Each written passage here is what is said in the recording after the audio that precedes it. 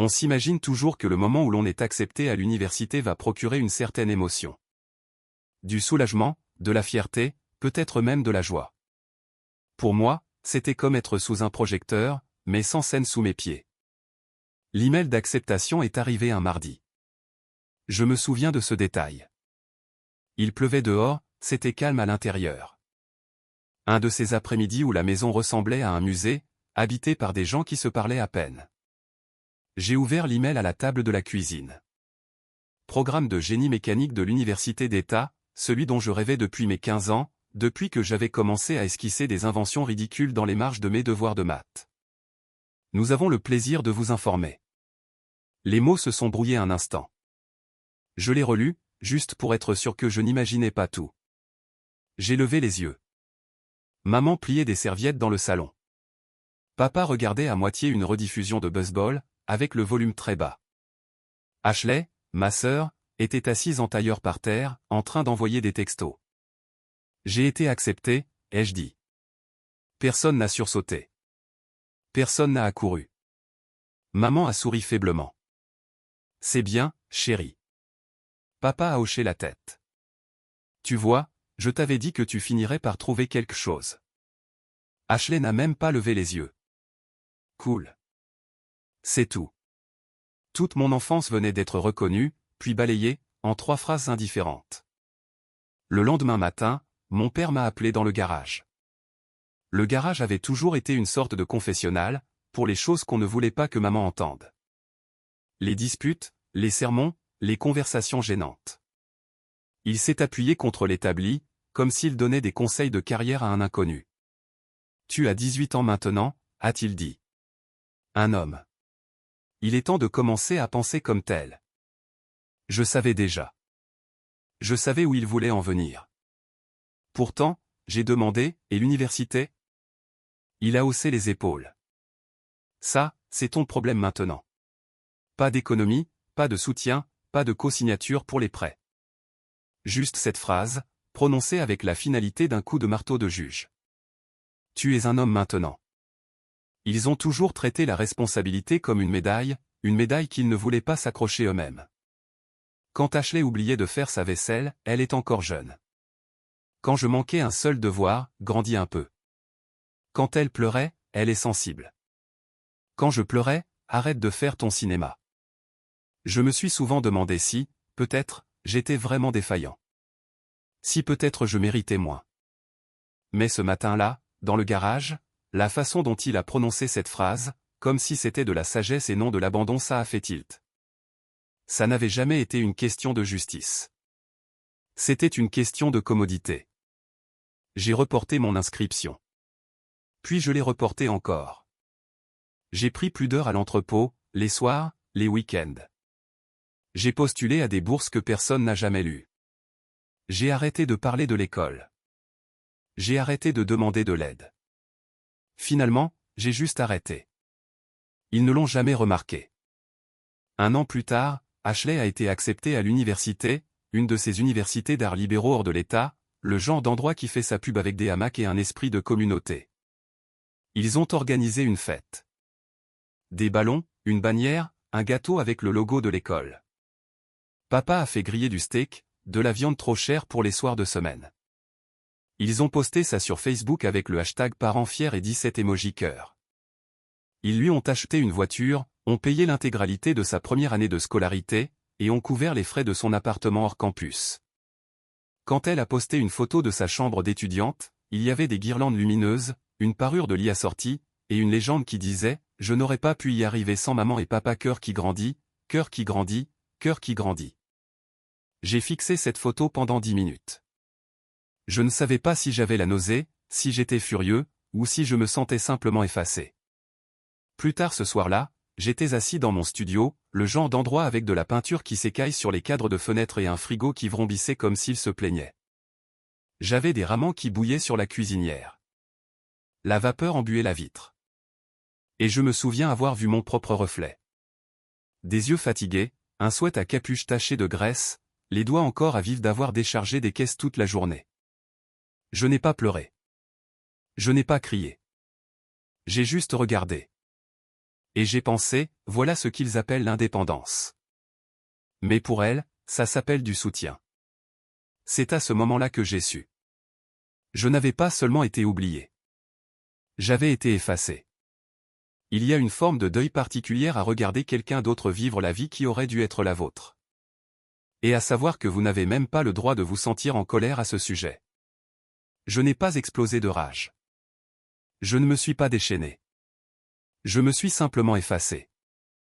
Un fantôme avec une pointeuse. Boulot à l'entrepôt le jour, ramant le soir. Mon studio n'était pas grand-chose. Un débarras glorifié, avec de la peinture écaillée et une moquette qui ressemblait à du papier de verre sous mes pieds nus. Mais c'était à moi. Je n'ai pas décoré.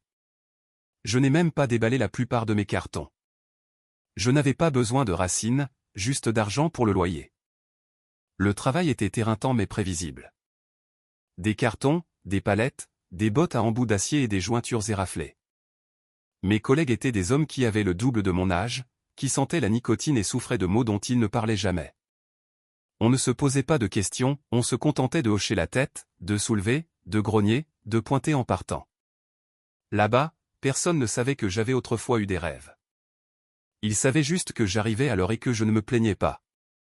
Et ça, dans leur monde, faisait de moi quelqu'un de confiance. Le monde d'Ashley semblait être l'exact opposé. Chaque jour, elle postait quelque chose de nouveau. Un latte, esthétique, une session d'études en groupe. Des selfies souriant sous des guirlandes lumineuses dans sa chambre. Reconnaissante d'avoir les meilleurs parents du monde. Un soir, j'ai arrêté de faire défiler et j'ai juste fixé une de ses photos. Elle tenait une petite pancarte qui disait « Premier jour de ma 2e année », à côté de sa voiture, la même voiture qu'il lui avait achetée quand elle était partie à l'université. La voiture qu'on ne me permettait même pas d'emprunter, à l'époque où je postulais pour des emplois à l'autre bout de la ville. Je voulais la détester, mais à la place, je me détestais moi-même, pour continuer d'espérer, même maintenant, que quelqu'un puisse remarquer que j'avais disparu. Puis quelque chose a changé. Ces légendes sont devenues plus courtes. Les filtres lumineux se sont estompés. Les publications ont complètement cessé pendant des semaines. Et une nuit, enfoui dans mon fil d'actualité entre les mèmes et les pubs sponsorisées, j'ai vu ceci, fond noir, texte blanc. J'ai l'impression de me noyer. Et tout le monde autour de moi applaudit. Pas de hashtag, pas de lieu, les commentaires désactivés. Juste le silence. Ça m'a glacé le sang, parce que c'était la première chose qu'elle ait jamais postée qui me ressemblait. Je ne savais pas si je devais me sentir vengé ou effrayé. Est-ce que la lumière dorée avait finalement commencé à rouiller? Était-ce un effondrement, ou juste une fissure à la surface? J'ai pensé à lui envoyer un message. Juste taper quelque chose comme « ça va ». Mais ensuite, je me suis souvenu que je n'avais plus son numéro enregistré. Une semaine plus tard, j'ai reçu un appel. Numéro masqué. J'ai failli ne pas répondre, mais quelque chose en moi m'a dit de décrocher. Je l'ai fait. C'était mon père. Aaron, a-t-il dit, la voix raide. On en aurait besoin de ton aide. C'était fort de café. De l'aide. Maintenant. Il n'a pas demandé comment j'allais.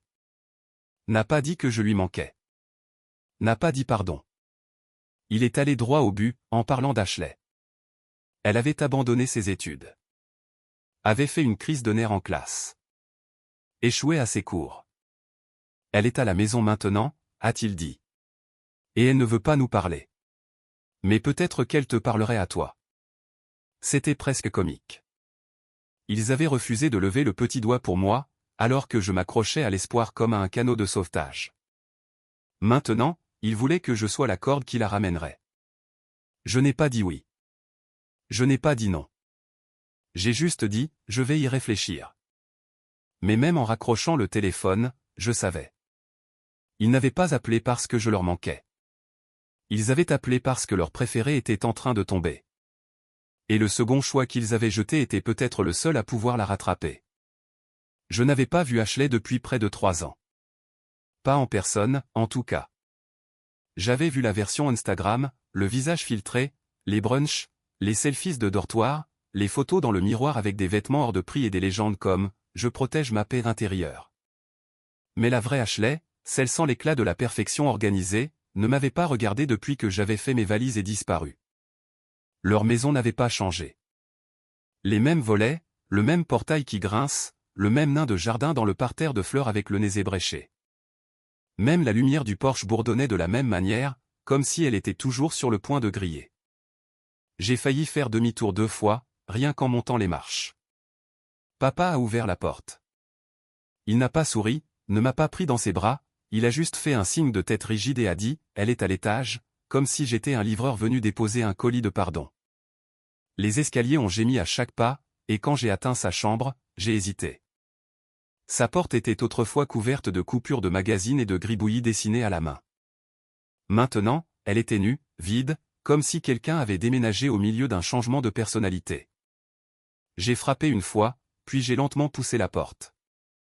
Elle était recroquevillée dans son lit, capuche relevée, les jambes ramenées contre sa poitrine comme si elle essayait de se rendre invisible. L'air sentait le spray corporel à la lavande et les restes de plats à emporter. La pièce était un désordre de carnets, de chargeurs emmêlés, et d'un silence si épais qu'il résonnait presque. Elle a levé les yeux. Son visage était pâle. Ses yeux, ternes. Je m'attendais à une remarque sarcastique. Au lieu de ça, elle a murmuré « Tu es vraiment venu ».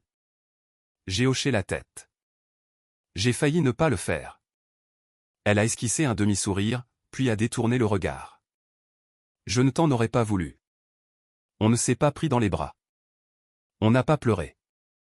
On est juste resté assis, moi sur sa chaise de bureau, elle à moitié enfouie sous une couverture lestée.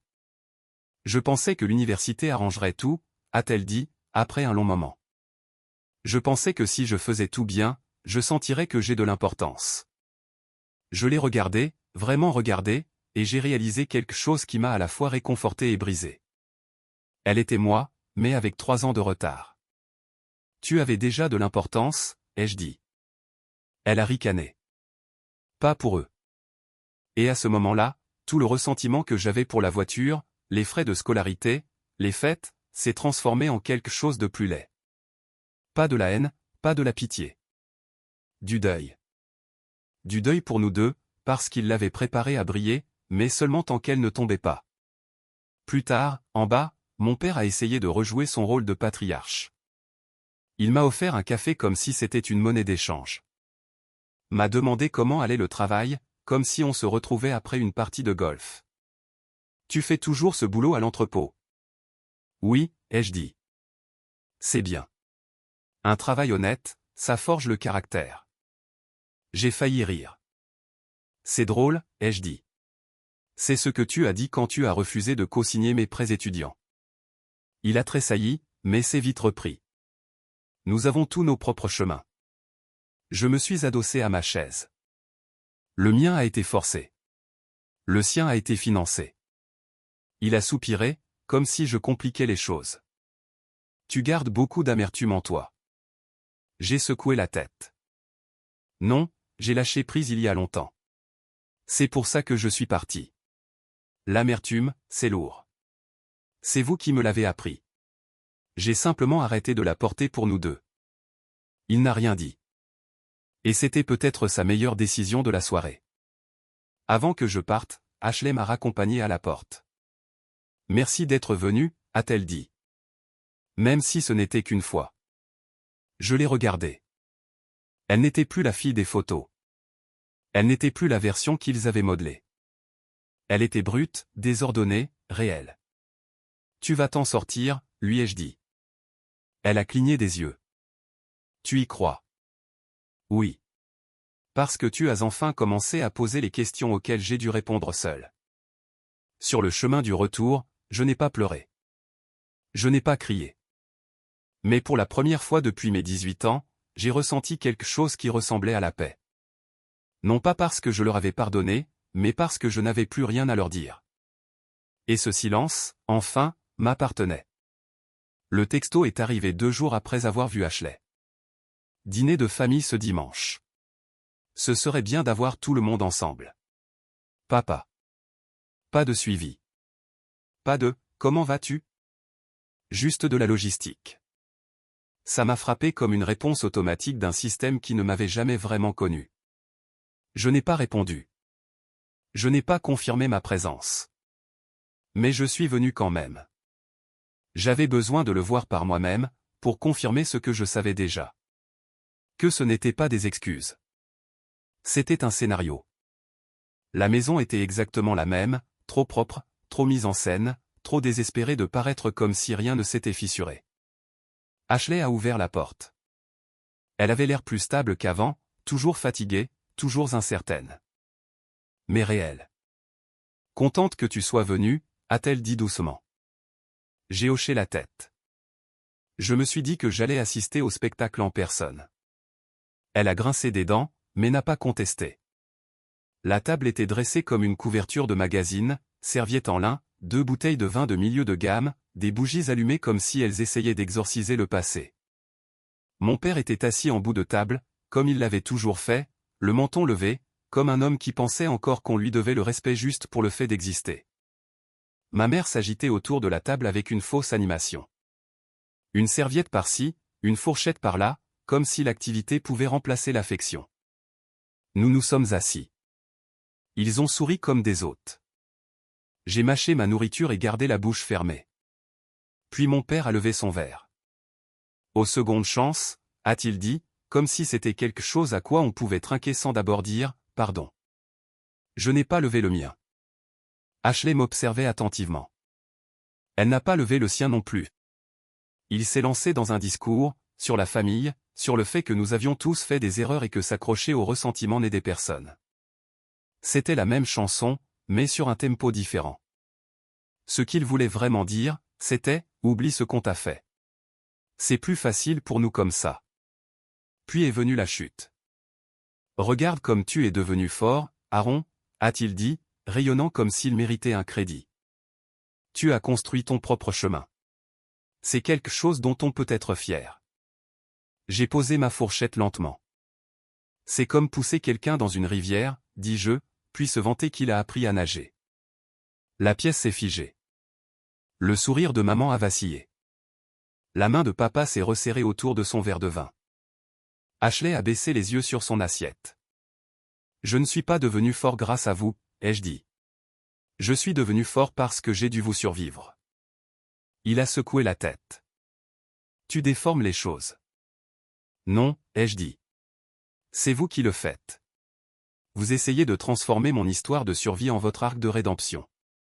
Il a eu l'air de vouloir argumenter, de vouloir dire « nous avons fait de notre mieux ». Mais pour une fois, il est resté silencieux. Maman a finalement parlé. Aaron, ne pouvons-nous pas simplement aller de l'avant? Je l'ai regardé. Cette femme qui m'avait vu disparaître et n'avait jamais frappé à la porte pour demander pourquoi. On ne va pas de l'avant tant qu'on n'a pas regardé en arrière, ai-je dit. Et vous avez passé toute votre vie à prétendre que le passé était le problème de quelqu'un d'autre. Le dîner s'est terminé en silence. Pas de rage, pas de larmes, juste le silence. Et d'une certaine manière, c'était plus fort que des cris. Ashley m'a de nouveau raccompagné. Elle semblait plus lourde, pas physiquement, mais lourde de vérité, celle que l'on ne peut plus ignorer une fois qu'elle a été dite à voix haute. Je suis désolé qu'il ne sache pas être meilleur, a-t-elle dit. J'ai hoché la tête. J'ai arrêté d'attendre qu'il le devienne. Sur le chemin du retour, la radio était éteinte, les fenêtres baissées, et pour la première fois depuis des années, je n'ai pas rejoué la conversation dans ma tête en essayant de l'arranger. Parce que cette fois, je n'ai pas plié, je n'ai pas joué la comédie, je n'ai pas attendu les applaudissements. J'ai juste dit la vérité, et je l'ai laissé là, dans leur petite salle à manger parfaite, comme un verre de vin rouge renversé que personne ne voulait nettoyer. Le prospectus disait, la résilience familiale, un parcours pour surmonter les épreuves ensemble. Et sous ce titre, juste en dessous des noms de mes parents, se trouvait le mien, Aaron Bennett, imprimé en gras, comme si je m'étais porté volontaire, comme si je faisais partie de l'histoire à succès qu'il vendait. Je l'ai appris par une ancienne professeure qui m'a envoyé un email, hâte de te voir parler ce samedi. J'ai entendu dire que tes parents sont si fiers. Je n'ai pas répondu. Pas à elle. Pas à l'invitation. Pas à l'email que ma mère a fini par envoyer avec pour objet, montrons aux gens le chemin que nous avons parcouru. Mais je suis venu. Pas pour eux. Pour la forme. L'événement se tenait dans le même centre communautaire où je faisais du bénévolat pour des crédits scolaires, à l'époque où je pensais encore pouvoir mériter ma place dans cette famille. Maintenant, la salle était remplie de chaises pliantes, de cupcakes gratuits et de gobelets en plastique de limonade. Ashley était assise à 2 rangs du devant, les yeux baissés, se rongeant les ongles. Mon père se tenait près du podium, ajustant son col comme s'il s'apprêtait à donner une conférence TED sur la paternité. Ma mère voletait avec un porte-bloc, comme si elle coordonnait un mariage au lieu d'une opération de camouflage. Je me suis assis au fond. Pas de badge, pas de bavardage, j'attendais simplement. Ils ont commencé par un discours. Papa a parlé des temps difficiles et de la construction de la force en tant qu'unité. Maman a appelé cela une « saison de lutte », mais une vie d'amour. Le public a tout gobé. A ri quand ils ont plaisanté sur l'éducation des enfants. A hoché la tête quand ils ont dit « mais regardez nos enfants maintenant ». Puis ils m'ont appelé. J'ai marché lentement, de cette lenteur qui oblige les gens à vous regarder, se demandant s'ils vont applaudir ou retenir leur souffle. J'ai pris le micro, je l'ai tenu une seconde, j'ai laissé le silence s'installer. Mon nom est Aaron, et je n'ai pas été invité à parler aujourd'hui. Mon nom a été listé. Quelques rires nerveux. Je n'ai pas souri. J'ai été mis à la porte à 18 ans pour ne pas avoir été parfait. On m'a dit que j'étais un homme maintenant. On m'a dit que l'université n'était pas leur problème. On m'a dit que je devais me débrouiller seul. Et puis je les ai regardés payer pour le rêve de ma sœur, comme si le mien n'avait jamais compté. Des halètements. Une personne a bougé sur sa chaise si brusquement qu'elle a grincé. Ma résilience n'est pas venue de l'amour. Elle est venue de l'absence. Des sols froids, des quarts de nuit, des repas sautés. D'apprendre à échouer en privé parce qu'il ne restait personne pour me voir réussir. J'ai jeté un coup d'œil à mon père. Il était figé, comme quelqu'un qui vient de réaliser que le micro n'était pas en sourdine. Mes parents ne m'ont pas aidé à grimper. Ils m'ont regardé tomber, puis ont essayé de s'attribuer le mérite quand j'ai réussi à me relever en rampant. Silence. Épais. Gênant. Parfait. J'ai regardé autour de moi. Certaines histoires n'ont pas besoin d'être modifiées. Elles ont besoin d'honnêteté. Voici la mienne. J'ai reculé. Pas d'applaudissements. Juste le son de la vérité, pesant lourdement sur les genoux des gens. Ashley m'a rattrapé dehors avant que je ne puisse partir. Les larmes lui montaient aux yeux, mais ne coulaient pas. Tu as dit ce que je n'ai pas pu dire. J'ai hoché la tête. Tu n'étais pas censé le faire. Plus tard dans la nuit, j'ai reçu un email d'un chroniqueur local qui était dans le public. Il disait que mes mots avaient frappé plus fort que n'importe quel discours planifié. Il a dit, je pense que plus de gens que vous ne l'imaginez avaient besoin d'entendre ça. Peut-être. Peut-être pas. Mais je ne l'ai pas fait pour eux. Je l'ai fait parce que parfois, la seule façon de reprendre sa vie en main, c'est de la raconter avant que quelqu'un d'autre ne le fasse. Le matin après le discours, je me suis réveillé avec plus de notifications que je n'en avais vu depuis des années. Des textos, des appels manqués, un message vocal, 3 emails non lus. J'ai pensé à les supprimer sans les lire, mais je ne l'ai pas fait. À la place, j'ai fait du café. Pas de l'instantané, du vrai. J'ai pris une douche avec la fenêtre entr'ouverte. J'ai laissé la vapeur se mêler à l'air froid. J'ai laissé le silence me rappeler que je ne devais de performance à personne, parce que la nuit dernière, j'avais enfin cessé de jouer le rôle qu'ils avaient écrit pour moi. Puis j'ai ouvert les messages. Le premier venait de mon oncle Marc. Ton père a appelé, il a dit que tu traversais une mauvaise passe et que tu t'en étais pris à eux. Je voulais juste prendre de tes nouvelles. Ça va? Le suivant venait d'un voisin que je n'avais pas vu depuis le lycée. J'ai entendu ce que tu as dit à l'événement. J'aurais aimé savoir ce qui se passait vraiment à l'époque. Il a fallu du cran. Puis un message de mon ancienne prof d'anglais, Madame Chan. J'ai toujours pensé que tu étais un bon gamin avec trop de poids sur les épaules. Je suis fier de toi. Et puis il y avait celui de ma mère. Hurlant la défensive. Ce que tu as fait hier soir était cruel. Nous essayons de montrer aux gens le chemin que nous avons parcouru. Tu nous as embarrassés devant toute la communauté. Était-ce vraiment nécessaire? Je n'ai pas répondu, car je savais qu'elle ne posait pas une question. Elle émettait un avertissement, rentre dans le rang ou reste dehors. Au cours des jours suivants, je les ai regardés s'agiter en coulisses. Ils ont appelé ma tante en Arizona. Aaron est en colère. Il est confus. Ils ont laissé des messages vocaux aux membres de l'Église. Nous l'aimons toujours. Il traverse juste une période difficile. Il voulait récupérer le récit. Il voulait réemballer l'histoire dans un langage doux et un déni plausible. Mais cette fois, les gens n'ont pas mordu à l'hameçon. Ashley m'a envoyé un texto un soir vers minuit. Ils disent que tu as exagéré, que tu te souviens mal, que ce n'était pas si grave. Ils essaient de réduire ta vérité à quelque chose de poli. J'ai répondu, bien sûr qu'ils le font. Un mensonge silencieux semble toujours plus raisonnable qu'une vérité bruyante. Elle a répondu 1 minute plus tard. Ils ont peur de toi maintenant. Tant mieux, ai-je tapé en retour. Qu'il le soit. Puis les lettres ont commencé. Pas beaucoup, mais assez. Une de Monsieur Alvarez, mon prof de géométrie de seconde. Écrite à la main, une belle écriture cursive, encre bleue. Je regrette de ne pas avoir posé plus de questions à l'époque. Je regrette d'avoir supposé que le silence signifiait la stabilité. Je suis fier de vous et je suis désolé. Une autre de Dana, une fille que je connaissais à peine mais avec qui j'avais partagé 1 heure de colle. Tu as toujours été celui qui gardait la tête baissée. Personne ne s'est jamais demandé pourquoi.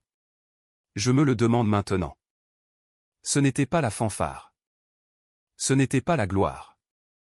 Mais c'était réel. Et après des années de silence, entendre la vérité atterrir doucement était plus fort que n'importe quel applaudissement aurait pu l'être. Je n'ai pas répondu à mes parents. Je n'ai pas répondu quand papa a texté « Appelle-moi ». Je n'ai pas ouvert l'email que maman a envoyé avec pour objet « Tu as mal compris ». Parce que je n'avais pas mal compris. Je me souvenais de tout. Et pour une fois, ce souvenir n'était plus un poids. C'était une armure. Certaines nuits, j'entends encore leur voix. Pas en train de crier, juste répétant les vieilles phrases. Tu réagis de manière excessive. Il faut que tu t'endurcisses. Tu comprendras quand tu seras plus grand. Mais je ne tressaille plus. Je baisse simplement le volume. Je les laisse parler. Je les laisse broder. Je les laisse appeler ça de l'amertume, de la mesquinerie, du drame. Parce que j'ai dit la vérité. Et cette fois, elle est restée. On pourrait penser qu'après tout ça, ils arrêteraient. Qu'être exposé devant une salle pleine de voisins ferait réfléchir n'importe qui. Mais non, certaines personnes ne sont pas embarrassées par la vérité. Ils sont embarrassés de ne pas avoir contrôlé le micro. Le nouveau prospectus est venu d'un ancien pasteur de jeunesse. Un fichier JPEG joint à un message innocent, tellement fier de vous tous. Hâte d'être au banquet de la restauration familiale. Ton nom est sur le programme. J'ai ouvert le fichier. Gros titre, reconstruit par la foi, l'histoire de la famille Bennett. En dessous, une soirée de témoignages et de triomphe, avec le parcours d'Aaron Bennett de la lutte au succès, et les parents qui n'ont jamais baissé les bras. Je l'ai fixé pendant un long moment. Pas parce que j'étais choqué, je ne l'étais pas, mais parce que cette fois, ils n'avaient même pas demandé. Ils avaient supposé que je resterais silencieux, que je les laisserais à nouveau récolter le récit, que je ne risquerais pas le conflit. Pas avec l'Église, pas avec la communauté. Ils avaient tort. Je n'ai pas crié. Je n'ai pas appelé. Je ne me suis pas présenté à leur porte. À la place, j'ai fait quelque chose de mieux. J'ai appelé une avocate. Carla Wynne. Blazer impeccable, ton direct. Recommandé par un ancien client pour qui j'avais travaillé en freelance des années auparavant. Je lui ai tout raconté. L'exclusion initiale, le dîner-spectacle, l'événement public, le prospectus. Elle n'a pas scié. Vous avez déjà parlé publiquement. Le récit vous appartient. S'ils attachent votre nom à du matériel promotionnel en sous-entendant votre consentement, c'est une limite à ne pas franchir. Elle a rédigé une mise en demeure. Détaillée, directe, sans excuse. En bas, il y avait ma signature. Pas seulement un nom, une déclaration. J'avais construit cette vie. Brique par foutue brique. Et je n'allais laisser personne signer de ses initiales dans le ciment. J'ai pensé à l'envoyer par la poste, mais quelque chose m'a dit qu'une remise en main propre serait préférable. La maison semblait la même, mais plus petite. Peut-être parce que je n'en avais plus peur. Peut-être parce que j'avais dépassé tout ce qu'elle contenait. Ma mère a ouvert la porte. Elle a cligné des yeux. Aaron. Je lui ai tendu l'enveloppe. Elle l'a prise comme si elle pouvait exploser. Qu'est-ce que c'est? Une limite. Elle l'a ouverte lentement, ses yeux parcourant chaque ligne. Son visage a changé, la défensive se crispant dans sa mâchoire. Tu menaces ta famille. J'ai rencontré son regard. Non, je me protège de simples étrangers qui se trouvent porter le même nom de famille que moi. Papa est apparu derrière elle. Il avait l'air plus vieux que dans mon souvenir, mais pas plus sage. Il n'a rien dit, n'a pas essayé de m'arrêter, il a juste regardé, comme s'il venait d'être frappé par une vérité trop évidente pour être contestée. Ashley n'était pas à la maison, mais elle a texté plus tard. J'ai entendu. Tu as fait ce que j'aimerais pouvoir faire. J'ai répondu, tu le peux encore. Elle n'a pas répondu. Mais peut-être que ce n'était pas un non. Je n'ai pas célébré après. Je n'ai pas posté à ce sujet. Je n'ai pas encadré la lettre. Je suis juste retourné à ma voiture, j'ai baissé les vitres, et j'ai laissé l'air du printemps me frapper le visage. Pas de colère, pas de culpabilité, juste de la clarté. Je ne coupais pas les ponts. Il l'avait déjà fait. Je m'assurais juste qu'il n'attache pas la corde autour de mon histoire en tombant. Je ne me suis pas senti triomphant lorsque la lettre de l'avocate a été livrée. Pas de feu d'artifice, pas de moment du « dernier mot », juste de l'espace. Comme si quelqu'un avait enfin retiré une lourde caisse de ma poitrine. Et pour la première fois depuis des années, je pouvais respirer sans méditer. Je n'ai pas coupé les ponts pour le drame. Je n'ai pas disparu pour punir qui que ce soit. J'ai simplement arrêté de jouer la comédie du deuil dans une maison qui ne l'avait jamais nommée. Et le silence, il était paisible. Pas vide, pas amer, juste pur. 6 mois plus tard, j'ai signé le bail d'un local commercial. 80 mètres carrés, briques apparentes, grandes fenêtres, sans fioritures. Well Studio, mon premier vrai bureau. Pas seulement pour moi, mais pour chaque jeune qui me rappelait la version de moi-même que j'étais censé abandonner. J'ai embauché 2 stagiaires. L'une avait 17 ans, mise à la porte après avoir fait son coming out à ses parents. L'autre avait 16 ans, travaillait la nuit pour subvenir aux besoins de ses jeunes frères et sœurs. Aucun n'avait de CV. Les 2 avaient la rage de vaincre, et c'était suffisant. Je me fichais des diplômes. Je m'intéressais à l'étincelle.